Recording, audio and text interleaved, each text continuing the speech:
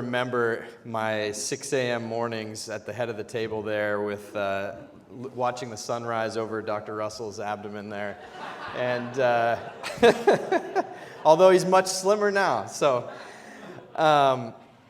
you saw Sean's talk, and my talk also has a lot of microsurgery. And one of the reasons why I think SIU has graduates that are excellent in microsurgery is because when learning from Dr. Russell, you have to be an excellent microsurgeon to do a vessel anastomosis with half of the microscope blocked by an 8 glove. And so you can only see half of the field, you get really good. And when the whole field's there, it's like a chip shot. So my favorite story about operating with Dr. Russell was on Christmas Eve, my chief year.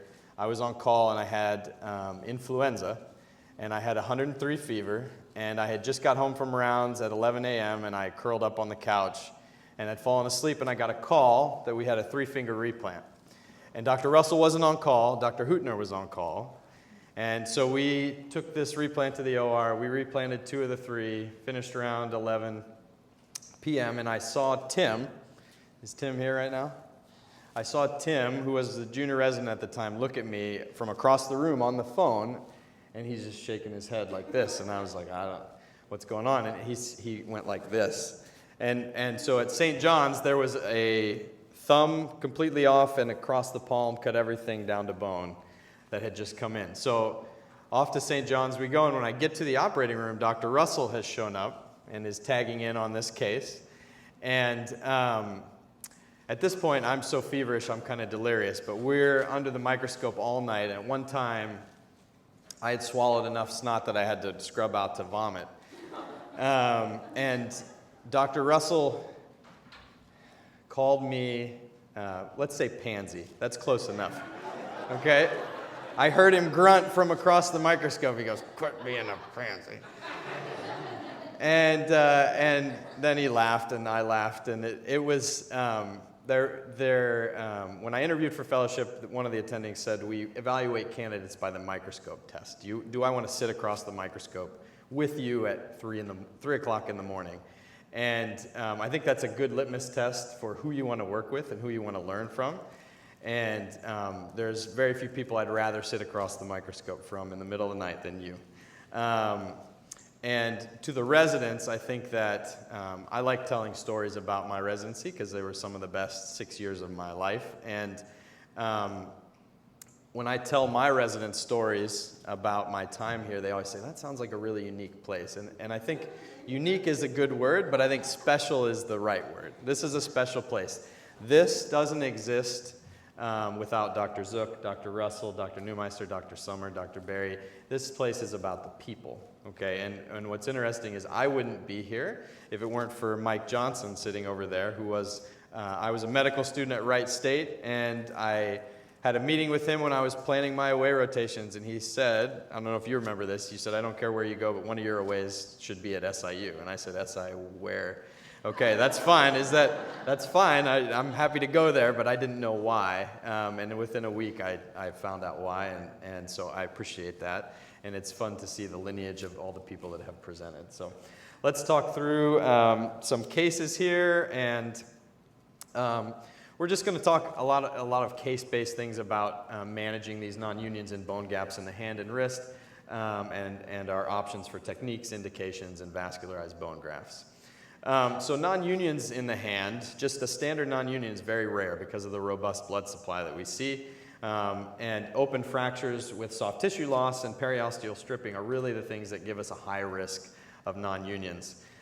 Treating non-unions in the hand are doubly hard than treating, say, a femoral non-union, right? Because we have to get the fracture to heal, but we also have to get motion. We have to get the patient to move. And significant stiffness in these cases is just as hard to correct as the non-union is. So these are questions that you need to ask of all non-unions. Did the initial fixation provide adequate stability? Is there any infection present? Is there a bone gap present currently, or is there one anticipated? And then is there a well-vascularized soft tissue envelope?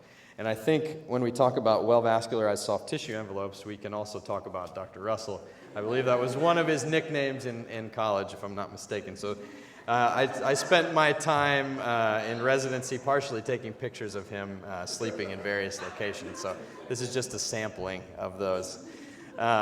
This was on an Operation Smile trip, actually. Yeah. So when we talk about basic non-unions, most of the time in the hand, they're a combination injury like this. This patient was treated in another city, and when he was on vacation from an ATV rollover, they revascularized his middle finger and put a bunch of pins in, but this patient suffered from a lack of stability and soft tissue stripping as a reason for his non-union. And so in these cases, we don't need a vascularized bone graft, we need increased stability, okay? And when we operate on these patients, we plate them, we bone graft them, and then the goal is to give them enough stability initially that you can move them right away. So this patient went to the OR, used some distal radius bone graft, and 3 months later we have good healing across the fractures. So same thing's true in the metacarpals as it is in the hand. This was my patient. Sean showed the UTV side-by-side rollovers. We see a lot of those. This was one of those patients. I fixed him, as you can see on your left up here. A few days later, he got into what he termed a minor altercation with the police, and then went to jail for a couple months. And then when he came back, this is what I was staring at: a bent screw, a broken plate, and 3 non-unions, okay? And so, again, we're not looking at bone gaps here. We don't need a vascularized bone graft. We need increased stability, and we need a healthy soft tissue envelope. And so big plates and early motion got him back a decent result. But when there is a bone gap present, that changes the game a little bit. In other areas, say the ulna, for example, or the radius, you can shorten the bone to even the humerus to get to ameliorate that bone gap. But in the metacarpals and phalanges, that's not practical. We know what shortening does to finger motion. You lose 7 degrees of motion for every 2 millimeters in the metacarpal, and anywhere from 2 to 12 when you shorten the phalanges. So shortening is really not an option for us in these bones. And so anytime we have a known bone gap at the time of injury, we have to treat it with keeping that length. So an antibiotic impregnated cement spacer to maintain length. And then from there, depending on how the soft tissue looks, we can look at non-vascularized bone grafts, like a Mascalet technique with cancellous only, or a corticocancellous graft if we need some immediate structural support. And then when we have these big soft tissue defects, we're looking at more vascularized bone grafts, so bigger gaps. In the wrist, the concepts are the same. We really use vascularized bone grafts for recalcitrant non-unions of the carpal bones, or bone gaps that are greater than 2 to 3 centimeters in the wrist and greater than 6 centimeters in the rest of the upper extremity. And so non-vascularized bone grafts are still an option, but when these defects get bigger, that's a stretch for a non-vascularized bone graft. And so we have the tools to fix these using our free flaps that we've learned as a principle for us being plastic surgeons. So these are our most common vascularized bone graft donor sites. The mediofemoral condyle and trochlea we use all the time in the upper extremity. The fibula is a workhorse as well. The rest of these are options, and you should be able to do each one of those, but they're used, and we need to use them a lot less often. So this is a patient of mine. When you mix marijuana with trying to clean your own gun, you often shoot yourself through the palm like this. This is a case where I did in my first year. We took him to the operating room right away. And for the residents, the biggest thing you have to correct in this, aside from the bone gap, is that metacarpal arch. You see how dorsally sublux that third metacarpal is? If you plate it or pin it at that level, it will stay that way. You will fill in with soft tissue, and you won't be able to correct that at the time you do your bone grafting. So I took him to the operating room. I put a plate on and a cement spacer. The whole dorsal hand was kind of blown out. But he was someone who a Mascalet technique worked just fine. He had a nice vascularized soft tissue envelope. You pack some cancellous graft in there. He had good stability and was able to heal. Now, this is a similar case, but not mine initially. Another gunshot wound through the base of the third metacarpal. Their initial stabilization I would characterize as not adequate. Right? You can see that they didn't restore the metacarpal arch, and those pins were kind of not holding things out to length as much as they needed to. And then combine that with, they did a non-vascularized graft with a very small plate. This plate we could use on my 6-year-old, but is not great for metacarpals. And so inadequate stability and an inadequate graft equal a recalcitrant problem. And now we have to think about vascularized bone, because we're going to have a sizable gap in there before we get back to the point where we have healthy bone to graft to. So why vascularized bone? For a couple reasons. It brings its own osteogenic cells with it. It encourages vascularization of the surrounding tissues, resists infection, and really promotes a quicker time, oftentimes, to bony healing. So this is one of my favorite flaps and one of our workhorses in the upper extremity. I always feel like Dr. Neumeister when I tell my residents that I expect this to be out of the leg in 30 minutes. If you're not taking a skin paddle, because he always would tell us that with the gracilis. He would say, I'll be back in 45 minutes, out of the leg. And then he'd go get coffee, and then we'd hurry and dissect and still not be done in time. But this should not take a lot of time when you're harvesting bone only. But there's the great thing about the medial femoral condyle is there's a rich anastomotic network around the medial femoral condyle, so that you can take a block of bone with a well-vascularized periosteal flap to wrap your non-union, which makes you essentially doing what's akin to a one-stage masculate. You're creating that soft tissue envelope around your fracture, especially in cases like this where they've been in there multiple times and there's not a great soft tissue bed to work with. So this is the anatomy. It's based on the descending genicular. You have your transverse branch that goes up the neck of the femur and the longitudinal branch. Some tips and tricks on harvesting these. It's much quicker if you use an upper thigh tourniquet.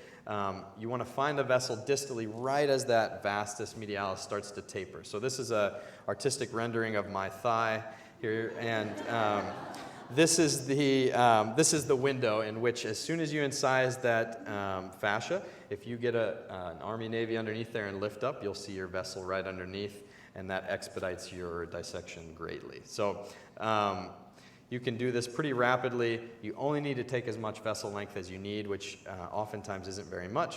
And then using a bovie for your periosteal incision to expedite that dissection, because it is thick and hard to peel off without having a Swiss cheese type scenario if you're just using a periosteal elevator, and then using a sagittal saw to harvest your bone block. So this is a picture of what that looks like in the thigh. And then donor site. We also use this, and I'm not going to go into this too much, but we use the medial femoral trochlea off of that transverse branch to do proximal pull, scaphoid reconstructions, and proximal lunate reconstructions in advanced Kienbachs in young patients, and it works very well. In this case, this is his medial femoral condyle block. We decided to, instead of placing a plate over top of the bone and risking kind of compressing some of that periosteum, intramedullary fixation is something we use a lot now in metacarpals, and we were able to use in this scenario and get him wrapped with that healthy periosteum and get him healed a lot quicker. In the same vein, this is helpful for non-unions in other places in the body, clavicle, forearm, things like that. You can take just the periosteum in this case, and the guys at Mayo have written about that. And I've done that a couple times very successfully. Again, not hard to harvest, gives you a one-stage masculate to wrap your bone graft in. So, little preview there. So the vascularized fibula is our next option when it comes to these reconstructions, and this is really a workhorse. We all know kind of the indications and contraindications, and so this is something that when I need 2 to 3 centimeters of bone or more, this is going to be the flap of choice. These are some more pictures of Dr. Russell as a ladies' man, which Sean already pointed out. This is our Operation Smile trip to Monterrey, Mexico, and this is the same trip. So there's always two faces to a person, and here you get to see both of Dr. Russell, and that's how we wheeled him around the whole time.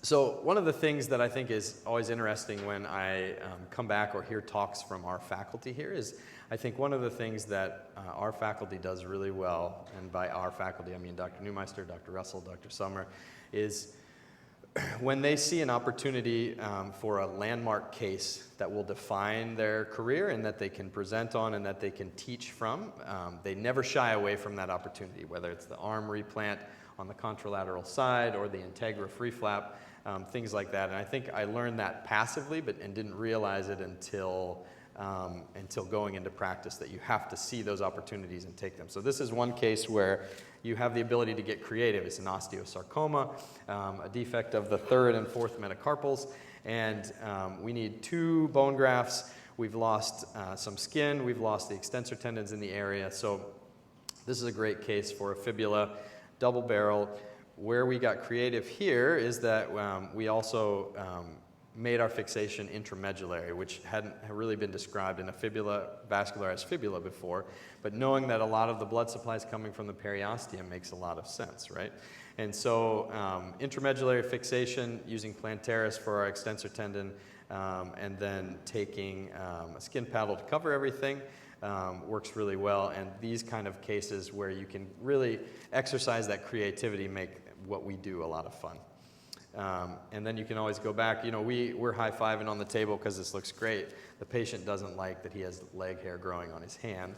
So back to the OR a couple of times to excise the skin paddle over time, and he ends up with a little bit of an extensor lag in his middle finger, but overall really good function for a guy in his young 20s. So more osteosarcoma. These kind of defects are going to be very large, and so again, fibula is our donor site of choice here. The key with reconstructing a wrist with a fibula is to remove the proximal row. It's really hard to fuse the fibula to the scaphoid and the lunate. If you take out the proximal row, it fuses and fits really nicely, press fits into the capitate. And what we've been doing lately is, instead of taking out the entire proximal row, this is his post-op result there. You can see he's nice and healed at both the proximal and distal sites. What we've been doing now is a little bit more like this, where we take out the lunate and we slot the fibula into the space that the lunate occupied, with keeping the scaphoid and the triquetrum on either side to add a little bit more stability, and seemed to work well. In this patient, we didn't need a skin paddle. This is a patient that has no carpus at all. This was a firework injury that I treated in fellowship, and in this case, you need at least 2 barrels, possibly 3 barrels of a fibula. And so with a gap like that, you have to restore stability to the entire hand. So this was a 3-barrel case, which is more challenging than you would think to slot in there. But once you do, gives him good stability to work off of. This is another option for those reconstructions, although I find it to be a little bit more complicated than it needs to be. You really just need a big block of vascularized bone in there to support the metacarpals and allow for good hand function. So, and then finally, last case with a fibula. This is a guy who, one of my patients who has a sawed-off shotgun taped under his kitchen table in case anyone, quote, surprises him. And when he got down to clean the gun, the duct tape failed, as you might imagine it would, and he held up his arm to block his face, just missed his face, and blasted off the entire radial side of his arm, anticipating a good-sized bone gap here. And so we took him to the OR the first day, did a debridement, and did a free flap the very next day for his reconstruction. This is a case where he didn't do immediate bony reconstruction. This is a fibula coming back later. In the immediate stage, we placed an antibiotic-impregnated spacer, a dorsal spanning plate, an ALT to cover, along with nerve and tendon reconstruction, and then go back at a later date. What's interesting about him is that you can see his spacer in there. He actually healed the ulnar side of that radius despite it being so comminuted. And then disappeared for a few months, came back, and this was nice and healed, but still need a block, a good-sized block of bone in there. So convert to a plate from that dorsal spanning plate, and you can see the fibula in here acting as a strut for the stability. Last case, so MFCs and fibulas are great, but sometimes you have patients that you don't have access to both. So this is a patient with bilateral total knee arthroplasties. and lower extremity vessel disease. So where else can we go? This is initially was my partner's patient. Did the right thing, got him stabilized, X-Fix, big block of cement in there to maintain the space. And then this is somebody where a free vascularized iliac crest can be really helpful. And so you can get a nice block of bone. She was suggesting to the patient that we go there anyways. I said, why don't we just take a blood vessel with us and hook it up? And so in these cases, it can work really well to fill that space when you don't have access to other options. So this is a picture of the birth announcement of my first son that when I was a chief resident that Dr. Russell modified with the help of Maria to place his face on my body. And thankfully my wife thought that was hilarious and still does. But it could have gone the other way very easily. So in summary, treatment of bone gaps in the hand and wrist is challenging. Have all the tools in your armamentarium, and for the residents here, you guys are going to definitely have all of those when you finish, which is awesome. So finally, this is my favorite picture ever of Dr. Russell. This was a patient in clinic, and Dr. Russell saw that his pants were kind of falling down, and he kind of tapped him on the butt and said, hey, turn around for a second. And then he gave me a thumbs up, and he said, take my picture. And so this is a picture that I treasure. And then, so we love you, Dr. Russell. Thanks for all the memories. And I'll leave you with, Dr. Neumeister recently came to Ohio State to be a visiting professor and roasted me fairly mercilessly. So I'm going to just leave this up here while we do the next talk. So thank you.